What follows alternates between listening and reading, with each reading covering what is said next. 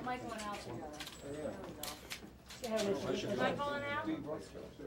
Put your arm around.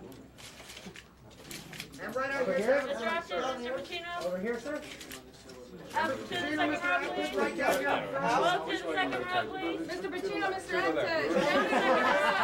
down in front. Al, down here, first row. Censor for us. Michael, Al, to the second row, please. Okay, Al over here. And Joe, Al, first row, over right here, in front of please. you, Al. Al. Right here. Al, right here, front. Thank you. Over here. Directors from Oh, yeah. this for a living. What does that say? It's first of all, the surprise was when I heard that I was nominated for it, and I just think it's just a wonderful thing to get surprised by things like, and this movie has been Looking for Rich has been a surprise all the time for me. I mean, that it ever got done, that it ever got out there and seen. It's always, and this is just another to be honored in this fashion by people who do this with their lives. Is something I'll have to. I don't know that I'll ever get over it. It's just great. It's beyond anything I could think of.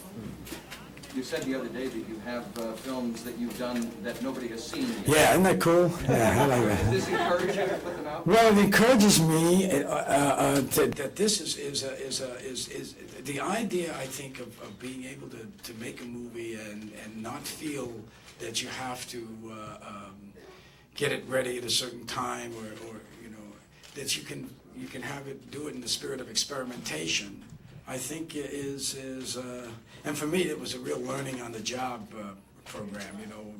Learning while you do it, and I've had a lot of inspiration from different people over the years, and watched how they approach things, and I would say.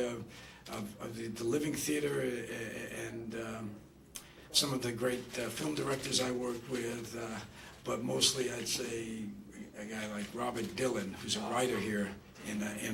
He's got the same name as the Bob Dylan, but his name is Robert Dylan, is a writer who I think, it's funny the way it happens.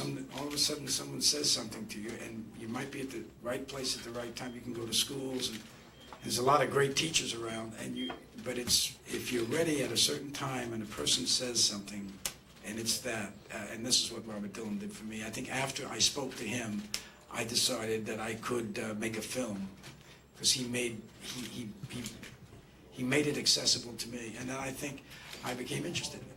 Mr. Pacino? Yes. How would you compare the craft of acting to the craft of directing?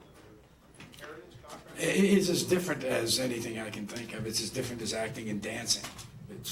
It's acting and writing. It's just totally different. So when you're directing yourself, you're doing two different things. So I prefer to act and be directed than direct myself in acting, because I think another energy comes when you're just focusing on acting. When you're directing and acting, I think your direction sort of gets in the way of your acting a little. One more, Ted Johnson, Variety. Oh, yeah. Do you have another project in mind that you would like to direct? Maybe a feature? Well, I probably will continue to do these things that start a feature kind of, I know I've said this and it sounds, I don't sort of think of myself in that way. I don't sort of think of things, maybe I will after this, I don't know, but I doubt it. I think of myself in terms of what I've been doing my whole life. So if I'm going to suddenly get into directing, as I said once before, I like the control of directing. It's wonderful to have that control, but I don't really think that's reason enough to direct. Do you have another documentary that you would like? I don't have another documentary, and that's something